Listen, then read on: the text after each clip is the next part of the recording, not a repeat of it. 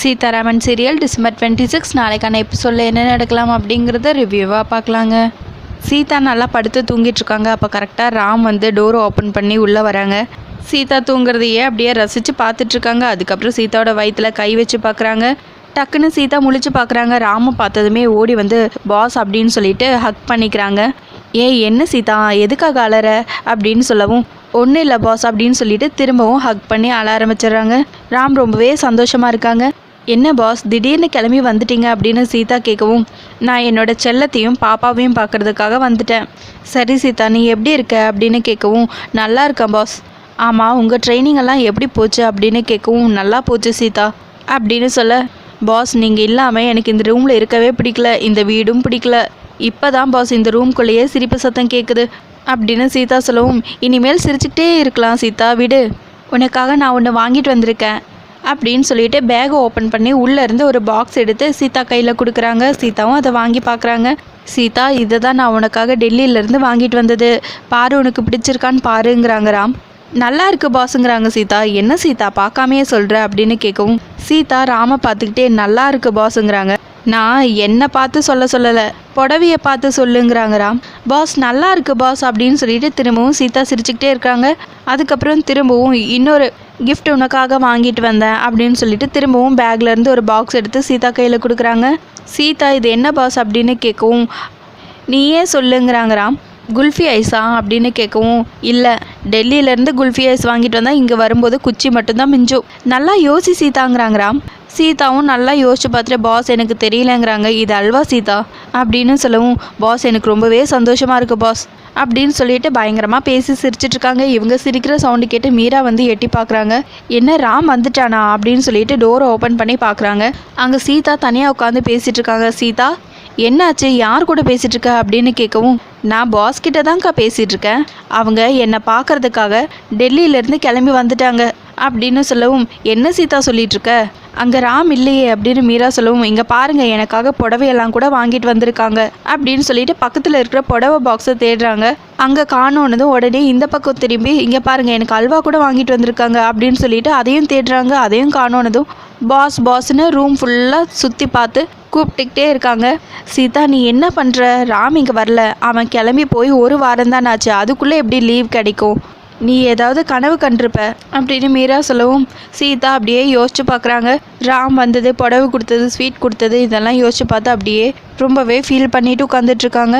ஏன் சீதா இப்போ கண் கலங்குற அப்படின்னு கேட்கவும், அக்கா அப்போ நான் இப்போ கண்டதெல்லாம் கனவாக்கா அப்படின்னு சீதா கேட்க, ஆமாம் சீதா அதில் என்ன டவுட் உனக்கு அப்படின்னு கேட்கவும், அப்போ பாஸ் நிஜமாவே வரலையா அப்படின்னு கேட்க, அது எப்படி வருவான், அவன் கிளம்பி போய் ஒரு வாரம் தானே ஆச்சு, நம்ம தானே அவனை ஊருக்கு அனுப்பிச்சி வச்சோம், நீ ராமோட நினைப்பிலேயே இருக்கல்ல, அதான் உனக்கு கனவு வந்திருக்கு அப்படின்னு மீரா சொல்லவும், அக்கா என்னால் நம்பவே முடியல, நிஜமாவே பாஸ் வந்த மாதிரி தோணுச்சு, அது கனவு மாதிரியே இல்லைக்கா அப்படின்னு சீதா சொல்லவும், சீதா சில நேரம் கனவும் நிஜ மாதிரியே இருக்கும், நீ இன்னும் கொஞ்ச நேரம் படுத்து தூங்கு, நான் டிஃபன் பண்ணிட்டு வந்து உன்னை கூப்பிடுறேன், நீ படு சரியா அப்படின்னு சொல்லிட்டு அங்கேருந்து மீரா கிளம்பி போயிடுறாங்க. அதுக்கப்புறம் சீதா இதை பாஸுக்கு ஃபோன் பண்ணி சொல்லணும் அப்படின்னு சொல்லிட்டு ஃபோன் எடுத்து ட்ரை பண்ணிகிட்டே இருக்காங்க. ஆனால் ரீச் ஆகாமல் இருக்கிறதுனால ரூமை விட்டு வெளியே போய் ட்ரை பண்ணுறாங்க. சீதா கரெக்டாக மாடி ஸ்டெப் கிட்ட நின்றுட்டுருக்காங்க மேலே. இதை கல்பனாவும் நோட் பண்ணிடுறாங்க. அதுக்கப்புறம் அன்னைக்கு தான் மிஸ் ஆயிடுச்சு, இப்போ விடக்கூடாது அப்படின்னு சொல்லிட்டு மெதுவாக செவுத்தோட ஒட்டி சைலண்ட்டாக வந்துட்டுருக்காங்க. அவங்க சீதாவை எப்படியாவது மேலேருந்து கீழே தள்ளி விட்டுணும் அப்படிங்கிற ஒரு எண்ணத்தோடு வந்துட்டுருக்காங்க. அப்போ கரெக்டாக அங்கே செவுத்தில் இருக்கிற சாமி ஃபோட்டோவில் கல்பனாவோட முடி சிக்கிரவும் அவங்களும் அதை எடுக்கலான்னு சொல்லி எவ்வளவோ ட்ரை பண்ணுறாங்க. கடைசியில் ஃபோட்டோ கீழே விழுந்துடவும் அந்த சவுண்டு கேட்டு சீதா திரும்பி பார்க்குறாங்க. என்ன பண்ணி வச்சுருக்கீங்க, சாமி ஃபோட்டோவோ சிலையோ கீழே விழுந்தா நல்லதில்லை, இது நீங்கள் தெரிஞ்சு பண்ணீங்களா தெரியாமல் பண்ணீங்களா அப்படின்னு சீதா கேட்கவும், தெரியாமல் தான் பண்ணேங்கிறாங்க கல்பனா. தெரியாமல் பண்ணியிருந்தீங்கன்னா சாமி உன்னை மன்னிச்சிரும் அப்படின்னு சொல்லிட்டு அந்த ஃபோட்டோவை எடுத்துகிட்டு போய் அவங்க ரூமில் மாட்டிடுறாங்க. நீ என் ரூம்குள்ளேயே வந்துட்டமா, இனி எனக்கு நல்லது தான் நடக்கும் அப்படின்னு சீதா மனசுக்குள்ளேயே யோசிச்சுட்ருக்காங்க. அடுத்ததாக சீதாவோட அம்மா அப்பா 2 பேரும் சீதாவை பார்க்குறதுக்காக ஆட்டோவில் வந்து இறங்குறாங்க. வாட்ச்மேன் ஐயா வந்துட்டிங்களா, நல்லா இருக்கீங்களா அப்படின்னு நலமெல்லாம் விசாரிக்கிறாங்க. பையெல்லாம் கனமாக இருக்குது, எல்லாம் சீதா அம்மாவுக்கா அப்படின்னு கேட்கவும், ஆமாம் எல்லாம் என் பொண்ணுக்கு தான், வா அப்படின்னு சொல்லிட்டு வாட்ச்மேனையும் கூட்டிகிட்டு அங்கேருந்து உள்ளே போகிறாங்க. வெளியில் மகாலட்சுமி சாமிக்கு பூஜை பண்ணிகிட்ருக்காங்க. அதை பார்த்ததுமே ராஜசேகரன், நாங்கள் வீடு ஏதாவது மாறி வந்துட்டோமா, இது என் பொண்ணு இருக்கிற வீடு தானே அப்படின்னு கேட்கவும், ஐயா நீங்கள் கரெக்டாக தான் வந்திருக்கீங்க, என்ன நடந்துச்சுன்னு தெரியல, திடீர்னு மேடம் எப்படி மாறிட்டாங்க, எல்லார்கிட்டையும் சிரிச்சு சிரிச்சு பேசுகிறாங்க, கோவப்படாமல் வேலை வாங்குறாங்க, ஆனால் உலக அதிசயம் ஆனால் உண்மை அப்படின்னு வாட்ச்மேன் சொல்லவும், மாறாமல் இருக்கிறது தான் தப்பு, மாறினா தப்பு இல்லைங்கிறாங்க ராஜசேகரன். அவங்களா மாறி இருக்க மாட்டாங்க, என் பொண்ணு சீதா தான் மாற்றிருப்பாங்கிறாங்க சீதாவோட அம்மா. அப்போது உங்களுக்கு மட்டும்தான் பொண்ணா, அப்போ ஐயாவுக்கு பொண்ணு இல்லையா அப்படின்னு வாட்ச்மேன் கேட்கவும், ஓ இது காமெடியா, இப்போ நான் சிரிக்கணுமா அப்படின்னு ராஜசேகரன் கேட்கவும், ஆமாயா கஷ்டப்பட்டு ஜோக் சொல்லியிருக்கேன், சிரிச்சிருங்க சார் அப்படின்னு சொல்லவும் 2 பேரும் பயங்கரமாக சிரிக்க ஆரம்பிச்சிடுறாங்க.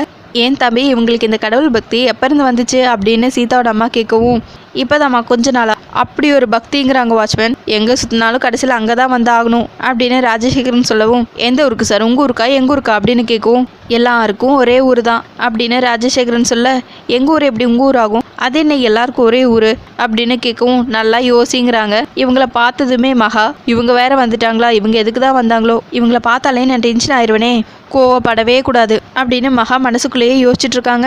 ஐயா நான் வேணா கையை தட்டி மேடமை தசை திருப்பட்டுமா, மேடம் அப்படியே பக்தியில் மூழ்கிட்டாங்க அப்படின்னு வாட்ச்மேன் சொல்லவும், வேணாம் அவங்க பூஜை பண்ணட்டும், நம்ம போய் சத்தம் இல்லாமல் உள்ளே உட்காரலாம் அப்படின்னு சீதாவோட அம்மா சொல்லவும், ஒரு நிமிஷம், நீங்கள் வந்தது நான் பார்த்துட்டேன், இப்போ தான் பூஜை முடிஞ்சது, நீங்கள் வந்து ரொம்ப நேரம் ஆயிருக்கும் போல இருக்கு அப்படின்னு சிரிச்சுக்கிட்டே மகா கேட்கவும், உங்களுக்கு சாமியெல்லாம் கும்பிட தெரியுமாங்கிறாங்க சீதாவோட அம்மா. அதை கேட்டதுமே பயங்கரமாக டென்ஷன் ஆகுது மகாவுக்கு. அச்சோ டென்ஷன் ஆகுறாங்க மேடம் அப்படின்னு வாட்ச்மேன் சொல்லவும், திரும்பவும் மகா அப்படியே கூல் பண்ணிக்கிறாங்க அவங்கள. நான் சாமி கும்பிட்டு நீங்கள் பார்த்தது இல்லைல்ல, அதுவும் போக நான் முன்னாடி எல்லாம் சாமியே கும்பிட மாட்டேன், இப்போ தான் நான் எவ்வளோ பெரிய தப்பு பண்ணியிருக்கேன்னு எனக்கு தெரிய வந்துச்சு, திருத்திக்கிட்டா நல்லதுன்னு நானே என்னை திருத்திக்கிட்டேன், கடவுளை நம்பி சாமி கும்பிடவும் ஆரம்பிச்சிட்டேங்கிறாங்க மகா. ஐயா இப்படி தான் ஐயா எது பேசினாலும் முத்துமுத்தா பேசுகிறாங்க, கண்ணதாசனோட பாடல் வரிகள் மாதிரி அப்படின்னு வாட்ச்மேன் சொல்லவும், நீ எவ்வளோதான் என்ன புகழ்ந்தாலும் உனக்கு அதே சம்பளம் தான் யோசிக்கிறாங்க மகா.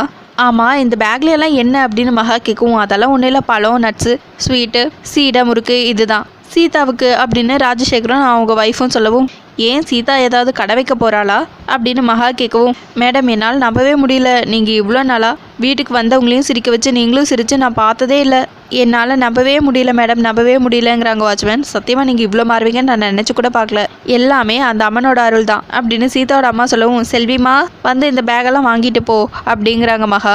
செல்வியும் வந்துடுறாங்க, பேகெல்லாம் வாங்கிட்டு போகிறாங்க, அவங்களையும் உள்ளே கூட்டிகிட்டு போகிறாங்க. இவங்க போகிற வரைக்கும் கோவத்தை காட்டிக்கூடாது அப்படின்னு சொல்லிட்டு திரும்பவும் மகா அவங்கள கூல் பண்ண ஆரம்பிக்கிறாங்க. இன்னொரு பக்கம் சீதாவை பார்க்கறதுக்காக அவங்க அம்மா அப்பா 2 பேரும் சீதாவோட ரூமுக்கு போகிறாங்க. அங்கே சீதாவை பார்த்ததுமே சீதா அப்படின்னு சொல்லி கூப்பிட சீதா ஓடி வந்து அப்படியே அவங்க அம்மாவை ஹக் பண்ணிக்கிறாங்க. அதுக்கப்புறம் அவங்க அப்பாவை பார்த்ததும் வேகமாக ஹக் பண்ணலான்னு ஓடி வராங்க. அதுக்குள்ளே என் பேரப்புள்ள பத்திரமா அப்படின்னு அவங்க அப்பா சொல்லவும், போங்கப்பா அப்படின்னு சொல்லிட்டு அவங்களையும் ஹக் பண்ணுறாங்க. அதுக்கப்புறம் கீழே ஹாலில் உட்காந்து மொத்த ஃபேமிலியும் பேசிகிட்டு இருக்காங்க. சீதா அவங்க அப்பா அம்மாவோட உட்காந்துட்டு இருக்காங்க. இந்த நல்ல நேரத்தில் ராம் இருந்திருந்தா நல்லா இருந்திருக்கும், அவன் மட்டும்தான் மிஸ்ஸிங் அப்படின்னு சொல்லவும் சீதாவோட ஃபேஸ் அப்படியே டல்லாக ஆரம்பிக்குது. உடனே இது எல்லாத்துக்கும் காரணம் சீதா தான் ராம்குள்ளே இப்படி ஒரு கனவு இருக்குங்கிறத கண்டுபிடிச்சி சாதிச்சு காட்டியிருக்கா. ராம் ஐபிஎஸ் ஆகுறானா அதுக்கு காரணம் சீதா தான் அப்படின்னு சேது சொல்லவும், விட்டா மருமகளுக்கு ரசிகர் மன்றமே ஆரம்பிச்சிருவார் போல இருக்கேன்னு யோசிக்கிறாங்க அர்ச்சனா. கேப் கிடைச்சா போதுமே உடனே மருமகளை பாராட்ட ஆரம்பிச்சிடுறாங்கன்னு யோசிக்கிறாங்க மகா. இப்போ மட்டும் ராம வாடான்னு சொல்லிட்டோம், உடனே ஐபிஎஸ் வேலையே வேணான்னு சொல்லிட்டு தூக்கி போட்டு சீதாவை பார்க்கறதுக்காக ஓடி வந்துடுவாங்கிறாங்க சுபாஷ்.